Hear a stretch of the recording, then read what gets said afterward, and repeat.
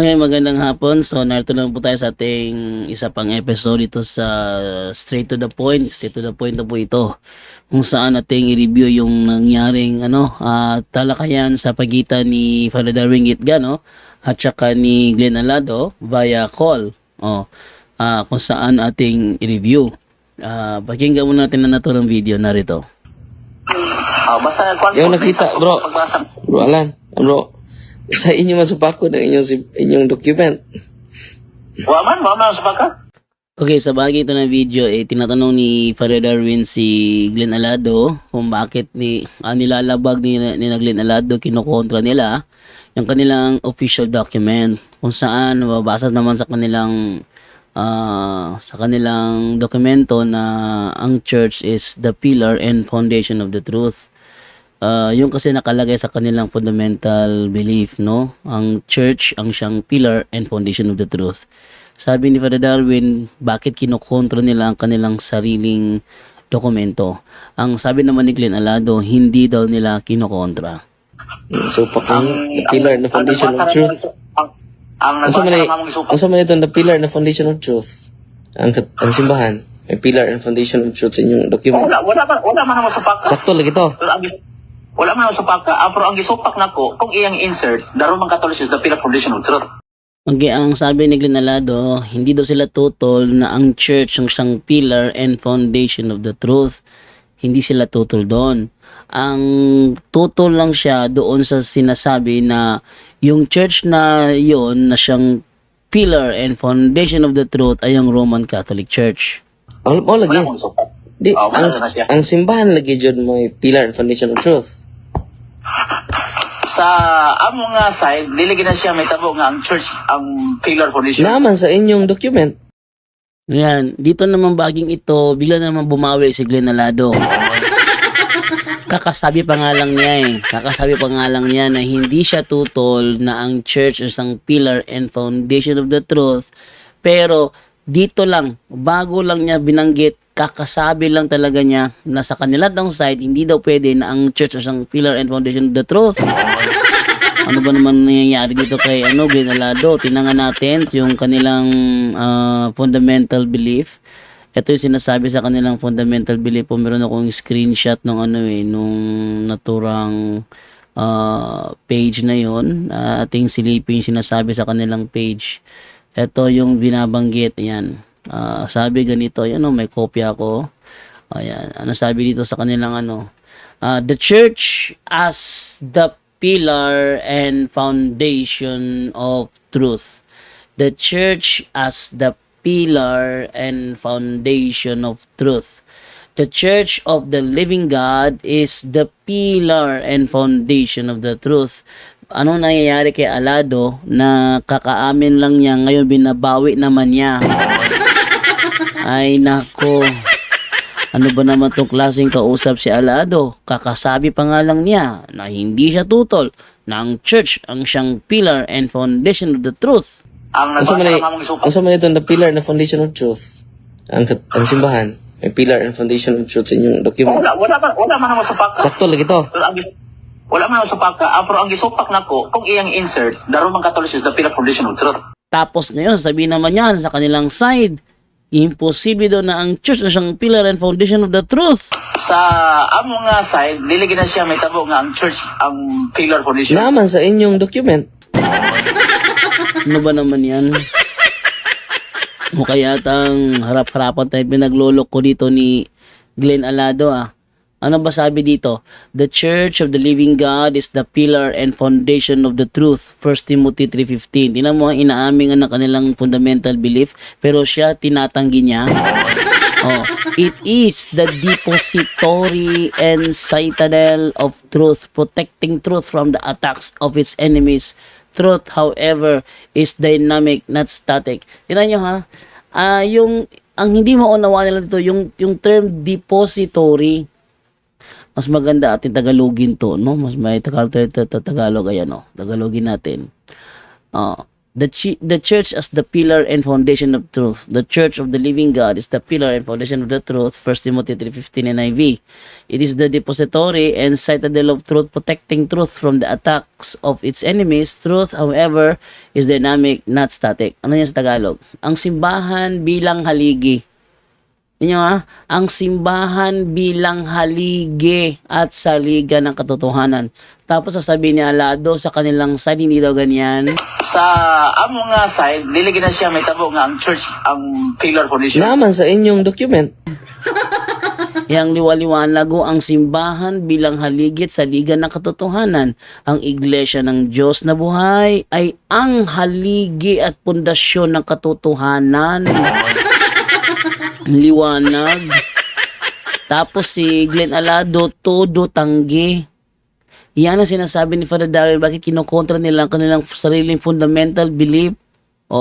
Ito ang depositoryo at kuta ng katotohanan. Ibig sabihin, depositoryo siya. Halimbawa, ganito, Halimbawa, palagay na lang natin,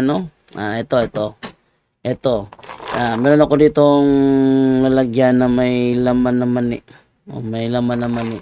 Ipagpalagay na natin na yung mani na nasa loob nito, yun ang truth. Okay? Ito. Tapos ito yung lalagyan niya, ito yung haligi at saligan. Haligi ba? Siya yung protector, haligi siya. Protector ng katotohanan, haligi at saligan ng katotohanan. Siya yung depositoryo at kuta ng katotohanan. Yan ang Tagalog. Depositoryo at kuta ng katotohanan na nagpoprotekta sa katotohanan. Ayan. Yan. So, ito yung magandang analogy, Yung mani, ito yung katotohanan, yung lalagyan ng mani na ito, plastic. Ito yung haligit saligan ng mani. Kasi pag tinakpan natin to, halimbawa takpan natin to, yan. Pinoprotektahan ng naturang lalagyan ang mga mani na nasa loob. So itong lalagyan na ito ang depository ng mga mani. Yan. So siya yung nagpo-protect sa mga mani. Ngayon, ang sabi sa Biblia, ang iglesia ang siyang haligit saligan ng katotohanan. Ibig sabihin, kung itong lalagyan na ito yung depository o protector of the faith, ito yung iglesia na siyang haligit saligan ng katotohanan. Kasi kapag kinontra ni Glenn Alado na ang iglesia ang siyang haligit saligan ng katotohanan, ibig sabihin, kinokontra din niya na ang iglesia ang siyang depository and citadel of truth. Yun. Etong problema sa mga Sabadistang hindi nakakaunawan ng English. Kaya nga doon sa debate nagtawanan yung mga tao Kasi kontra si Julito Daig, pero inaamin naman niya na siya lang ang depository. Kaya nga haligit saligan kasi siya yung depository. Kanyo? Laki ng problema ng kanilang pag-iisip Kaya nga siya ang haligit saligan ng katotohanan kasi siya ang depository and citadel. Siya ang depositoryo at kuta. Kuta ba? Sa Bisaya pa nagisudlan sa mga sundalo ang kuta.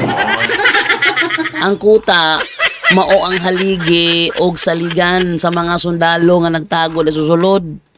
Bisaya na lang na to basi makasabot. Sa kuta, dunay gubat. Kita mo kuta dire, nay kuta dito. Ang kuta mao na ilahang murag kabir bitaw kabir. Sa mga bala nga manglupad mo na ilang kabir. Mo na ilang haligi nga ang mga sundalo dili direktamente maigo sa bala. Kina sila haligi ug saligan. Saligan nila mga dili sila maigo sa bala. Haligi at saligan ng mga sundalo para hindi agad tamaan ng bala. So katong kuta, yung kuta, yun na nagsisilbing haligit saligan ng mga sundalo para hindi sila agad tamaan ng bala. Tapos sasabihin mo, tutol ako na ang kuta ang siyang haligit saligan ng mga sundalo. Kung gano'n, kung tutol kayo, ano yung haligit saligan ng mga sundalo kundi yung kuta? Di ba? So dito talaga may diferensya kasi, no? Para yatang total ginawa nila ako ng video na ako daw yung walang pinag-aralan. Dito sa bandang ito, sila yung nakikitang walang pinag-aralan. Oh. Sa bahagi na ito ng video na ito, kalain mo, inaamin na nga ng kanilang libro na ito, it is the depository and citadel of truth, protecting truth from the attacks of its enemies. From the attacks, para bang ganito ba? Halimbawa, yung mani, yung truth, yun yung sundalo. Tapos yung haligid sa ligan niya, yung kanyang depository and citadel, yun ang yung kuta. O yung kuta niya, yun ang iglesia. Ang trabaho ng iglesia, protektahan ang katotohanan para hindi atakihin ng kanyang mga kalaban. So, para bang kuta, lupad ang bala, dili maigo mga sundalo nga nagtago sa sulod kay naa sila'y muna mo protekta nila para di sila maigo sa bala. Yan. Yan ang problema. Yung kuta, ginagamit ng mga sundalo yan pang-cover, pang-protekta sa kanila para hindi sila direktang tamaan ng bala. No? Ito yung gawain ng iglesia. Protektahan ng katotohanan. Kaya siya tinatawag na haligi at saligan ng katotohanan. Kasi pinoprotektahan niya ang katotohanan laban sa mga atake ng mga kalaban. Ito ang trabaho ng iglesia. Tapos kung tutol siya, ilagay natin pagbigyan natin yung unawa ni sasabihin ko halimbawa ganito, sabihin ko halimbawa yung mani, ito yung sundalo, ito yung lalagyan, ito yung kuta.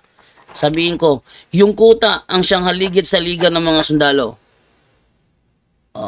Sabihin naman ni Glenn Alado, tutol ako na ang kuta ang siyang haligid sa liga ng sundalo. Kung hindi yan ang kuta, sige, ating ilabas yung sundalo. Sino ang haligid kuta niya? Wala na. Pag tinamaan ng bala yan, di sutumba. Bakit? Walang haligid sa liga ng walang haligid sa liga. Kaya tatamaan talaga yan, direktamente ng bala. Kaya para hindi siya tamaan direktamente ng bala, kailangan siya pumasok sa haligid sa liga ng mga sundalo na siya mismong kuta. Kaya hindi masama na sabihin natin na ang kuta ang siyang haligid sa liga ng mga sundalo panahon ng gera. Ayan. Kaso hindi maunawaan ni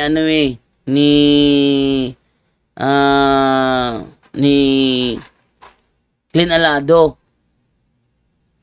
So ako pa'y kalaban na ito, dali ito pindihon ba? Ha?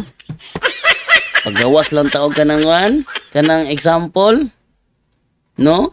Madali na maunawaan yun.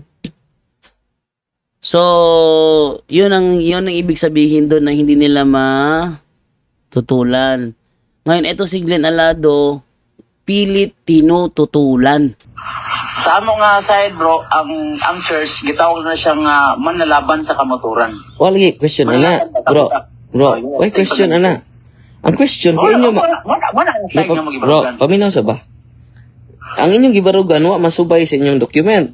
Ningon man ang inyong document, the pillar and the foundation of truth ang simbahan. Dito nyo makikita na talagang mahina talaga umunawa si Glenn Alado. Kakasabi pa nga lang niya Kakasabi pa lang niya na ang church ay manlalaban. Sa amo nga side bro, ang church gitawag na siyang manlalaban sa kamaturan. Maugali na nga haligig sa ligan sa kamatuoran tungod kay siya ang manlalaban sa kamatuoran. Purbida. Bako lagi niya gilitok. Ang iglesia mao ang manlalaban sa kamatuoran. Sa amo nga side bro, ang church gitawag na siyang manlalaban sa kamatuoran. Kay maumang kahana ang manlalaban sa kamatuoran, therefore siya gyud ang haligig sukaranan sa kamatuoran kay siya man ang manlalaban sa kamatuoran. Kay mo gingon silang libro, yang libro supakon na po. Tiaw mo na. Dahil diferensya gyud si Alado dili dapitan no. Kita man kayo pati magkaruha. Usab na literal or figurative? Kanang pagka Ang eksperto na bro, ang context ato ang basaw na. Pero sayang dahil wala akong madala akong kwan din, akong fundamental na Dili ako ba? sagot og subok ko Dili, fundamental. dili sa karon na imo namang giangkon nga sakto to. Kana ga unsa man na, literal or figurative or symbolical? Kapag istorya. Sa mga side bro, sa mga side, gi-explain gid diha nga dapit sa kanang statement na the church is the pinaka-foundational truth niya sa ubos ana repository of truth. Wala lagi question sa this. Bro, Bro, na siya ang among Bro. stand niya ang bro, wala mo tubag ako pangutana, bro. Eh, unya na explain. Diba? Sa categorical question, yes or no man, yun din explain. Unsa man ni literal or figurative? Magkastorya ha. Bakit tumagon ako? Lagi, tunggal lagi. Nangutan ako. Literal gina siya. Very good. Literal. Literal gina siya. So, wala kinahanglan explanation. Literal man. Ayan, sa bahagi namang ito, tinatanong siya ni Father Darwin kung literal ba yung sinasabi na ang church ang siyang haligid sa liga ng katotohanan. Ito ba literal, figurative, symbolical? Alin dito? Sabi ni Glenn Alado, yan ay literal. Therefore, dahil literal, no need to explain na kasi literal na siya. That's the point of Father Darwin. Dahil sinabi, literally sinabi na ang English ang siyang haligid sa liga ng katotohanan, wag mo nang baluktutin pa. Ang problema kasi kay Alado, sarili nilang dokumento, binabaluktot pa niya kung hindi magkasya sa kanyang paliwanag. Kung gano'n naman lang, itapon nyo na lang yung inyong fundamental belief at ipalit nyo si Alado sa fundamental belief nyo. O, yan ang malaking problema dito. O, ating ituloy pa yung kanilang pinag-usapan. Ganong literal man. Kaya naman Explain. ang church, naman po ang truth, di mo man na sibulital ang church ug ang truth. So, literal siya nga pilar. Bro. Ang explanation na nasa ubos. Di, mga tanong Di ko. mo gata magpwede magkuha tag usa ka sentence o usa ka paragraph sa usa ka chapters. Sa usa ka Alage. chapters. Niyang ko naman ka, pinanggang Glenn. Pinanganglen, yang ko naman ka nga literal. Wala pa pangutan na. So literal jud nga ang simbahan may pillar and foundation of truth. Base sa inyong document, yes or no? Kung diya sa ato nga libro, kanang gingon ako nga literal, ang truth lagi. O ang church. Mo lagi. Ang statement may ako ipangutan na. Paminaw ba? Ang statement sa inyong document ako ipangutan na. Okay? The church is the pillar. The church is literal. May subject. Unya, ang iyang adjective is the pillar and foundation of truth. When adjective noun siya, ni-describe siya sa church. Literal ba ding pillar and foundation ang simbahan sa inyong document? Yes or no? Literal siya ang church. Di ba? Literal Kaya po na siya ang pilar. Pero about anang gikuan mo bro, kanang imong pangutan na about sa foundation, O pilar. about sa pillar. Literal po na. Dili matawag siya pillar ang church, tungkol kay ang church gitawag siya nga manlalaban. To ara. Hastang malasa pagkauto ka. Ano ba nangyari doon? Kaya nga, pillar and foundation doctor kasi siya yung manlalaban. Ano ba naman to? Ano ba naman to? Weirdo. Weirdo talaga si Glenn Alado. Ang liwaliwanan ba kasabi, kaya nga siya pillar dahil manlalaban, it is the depository and citadel. Citadel, kuta, manlalaban, it will protect the truth from the attack of the enemies. Kaya nga siya protector, kaya siya yung pilar. Agoy, utuka. Sama ni Wani. Para yatang walang hindi nakakaunawa ng term citadel at depository. Okay, so natin magagawa ko hanggang doon lang kayang unawain ni Alado at ipagituloy na turang video. Sa Bro. Isa. Lahi ang truth nga gilaban sa church, lahi po ang church, separate na siya sa truth. Botangi. Hastang malasa. Unsa ko daw lang utuka, oy. Straight to the point. Yan ha.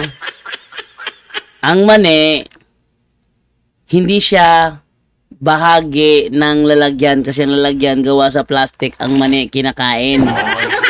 Yan ha. Yung mani, ito yung mani, kinakain ko to, ayan. Parap. Pero yung lalagyan niya, hindi ko pwede ganaan niya. Hindi pwede yung ganon. No? Yan ang diferensya kay alado. Tama. Iba yung lalagyan sa mismong mani. Yung iglesia, siya yung haligi sa liga ng katotohanan. Yung katotohanan yung nasa loob. Yung iglesia ang siyang haligit sa ligan. Ano ba naman tong umunawa to si Alado? Pertig yung pagkaliwata. Asa ka na maliwat ka. Sa yaban ng nanay o siya ang tatay. No? Ang talagang ano siya, yung church, iba siya sa ano, pero iisa lang yan ng ano ng katayuan. Parang ganito ba? Oh, naging isang ano lang. Naging isa sila. Siya yung pumoprotekta sa mani. Naging isa sila dalawa. Yan. O di, kita nyo? Ay, naku, uto ka. Una nga, ang church, gihimo niya nga siya manalaban sa truth. Wako. Muna siya ang ipasabot niya literal. Bro, asa to pa di literal siya nga pillar and foundation. Figurative. Ang church mo ay literal. Sa to pa ang pillar ug ang foundation li siya literal. Yes, nganong dili man. Tungod kay ang church gitawag siya nga manalaban sa truth sa kamaturan. Dili mao ang church mao ang pillar. Botang inasag. Iaw muna si Alado. Ay, maliwanag sinasabi ng kalang dokumento. Ayan o, ng kalang dokumento. Ang simbahan bilang haligi at saligan ng katotohanan. Sa English, the church as the pillar and foundation of the truth. Sabi ni Alado, hindi yan totoo. Morag, sa tingin ko, hindi worth it kalaban si Glenn Alado. No? Hindi siya worth it na makalaban ni Father Darwin. Kung ganyan siya umunawa, hindi siya karapat-dapat para itapat kay Father Darwin. Dahil tinan mo si Father Darwin, hinahabol yung yung unawa ni Glenn Alado. Alam niyo kung bakit? Kasi si Glenn Alado wasak. Ha? Ginagawa ni Father Darwin, kanyang tinitipon para maunawaan ni Glenn Alado. Pero si Glenn Alado naman, wasak ng wasak. Winawasak niya sariling unawa ng kanilang fundamental belief. Kaya hindi siya worth it para ipantapat kay Father Darwin. Paano ngayon yan? So, yan ang malaking problema ni Glenn Alado dito. Ang church Unsa man ining gingon sa inyong document, the pillar and foundation, figurative siya? Di, ang tanas ko. Di, naghiskot pa ko, literal ba figurative? Kadangga. Bro, ita mag-abot, kay maabot man kas depository, di man na akong pangutan na. Lagi. Hindi pa naman ako ang imong pangutan. Mo lagi. Sa to pa, kining literal ba o simbolik Mo lagi. o figurative? kining So kung pagtaka literal, ang pasabot to nga literal, ang church o ang truth. Mo gani. Ang abot sa foundation, Oo. hindi na siya matag literal. Kaya Hindi ang matawag una, literal. church niya, naglaban siya sa truth. Sa to pa, ang pillar of truth, ang pillar foundation of truth, ang word sa Ginoo, the word of God. Hasta oto ka, porbida. Yung truth, yun na nga ang word of God eh. Yung truth, yun na nga ang word of God eh. Tapos yung protector niya, yung kanyang pillar and foundation, yung church. Ha? Yung truth, yun na nga ang word of God. Yun ang pinoprotektahan ng church bilang pillar and foundation of the truth. Pero sa kanya, yung pillar and foundation of the truth, yun ang word of God. Eh ano naman yung truth? Ay nako, porbida utuka, asa naliwat. Asa naliwat ang utok, asa naliwat. Ha? Klaro kayo. Perting kita ninyo ha. Yung word of God, yun mismo ang truth. Yun mismo ang truth. Pero sa kanya, iba yung kanyang unawa doon. So, yung pillar and foundation, siya yung haligit sa ligyan, siya yung citadel ba? Citadel kuta. Kuta, siya ang protector. Ang iglesia, ang siyang citadel or protector dahil siya ang pillar and foundation. Kung ang protector, ito, halimbawa, lagi na ito wala para makita ninyo ang kung gaano ang level ng utak meron si Glenn Alado, ha? Etong nasa loob, ito yung truth. Tapos itong plastic nito, ito yung nagpoprotekta sa truth. Sa kanya, yung nagpoprotekta sa truth, yung word of God, ang pinoprotektahan yung truth. Kung ang word of God ang siyang haligit sa liga ng katotohanan, ano yung truth na pinoprotektahan niya? Hay, Otto ka, grabe. Straight to the point. Baho lang kung kasa naliwat. Noon sa naman yung tao ni si Glenn Alado na basta. Sa akin nakikita hindi siya worth it para ipantapat kay Padre Darwin. Kita nyo naman kung paano siya mag-isip. Yun ang iglesia, ang siyang protector. Protector siya sa truth na nasa loob. Ito yung truth. Yan Tapos yung iglesia, siya yung protector ng truth. Siya yung protector. Para yung truth, hindi atakihin ng kalaban, pinoprotektahan ng iglesia. Dahil siya yung haligit sa liga ng katotohanan. Kung yung haligit sa liga ng katotohanan, yun na mismo ang word of God, ano yung truth na pinoprotektahan? Grabe! Glenn akala ko ba strong man? Straight to the point. Pero pa strong man mahina. Straight to the point. Ang hirap. Well, meron naman kasabihan, small knowledge, terrible. Straight to the point. Malamang, doon siya naging El Terrible sa small knowledge na meron siya. Ay, nako. So, dito, kitang-kita ang pagkabutata dito ni Glenn Alado kay Father Darwin. Ilang bahagi lamang ito. Yung ibang bahagi, talakay naman natin bukas naman ulit kasi kailangan ko pang habulin yung 5 p.m. episode. So, ito yung ating 5 p.m. episode. So, ang karugtong nito, bukas naman natin pag-usapan. Dahil mahaba-haba pa naman yung video na ating pag-uusapan. Mahaba-haba pa, So, tingnan natin kung baka may mga makita ulit ako na mali. Dito pa lang, sobrang mali na ito. Pinapakita lamang dito ni Glenn Alado na hindi niya nauunawaan ang kanilang fundamental belief.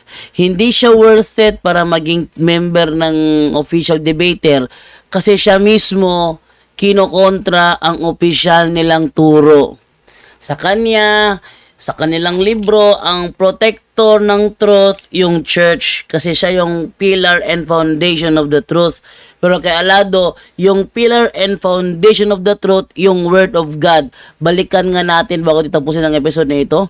Ating ang balikan kung ano sinasabi ng kanilang fundamental belief.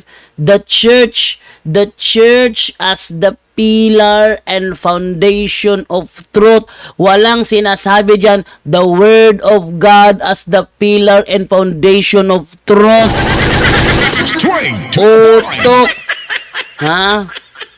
The church ang sinasabi ng kanilang fundamental belief, iba ang tinuturo ni Glenn Alado. Kung ang word of God ang siyang pillar and foundation of truth, ano naman yung truth na pinoprotektahan? Purbida.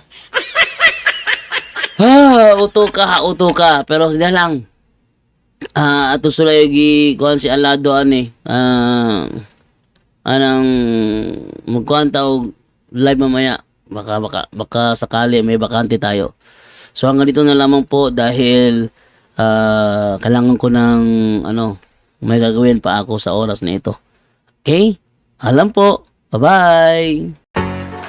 Anyone can claim the statement of the Bible because we can do a private interpretation.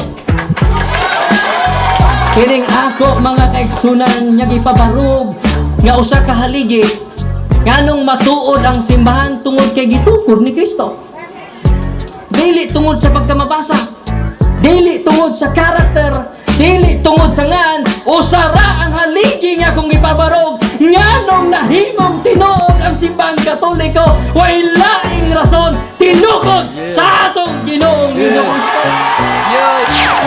Talakayan to, hindi bara-bara. Katotohanan lang, walang palusot. Para sa mesa ng usapan, di kami nag-aaway. Puro talakayan, hindi banggayan ng patay malisay. Aral hinahimay, parang beats na nire-replay. Truth ang target namin, hindi hypo display. Bawat teksto sinisilip, context yan di pwedeng ipinipilit. Doctrine na solid, hindi fake, hindi boses ng Diyos, di namin gustong i-credit.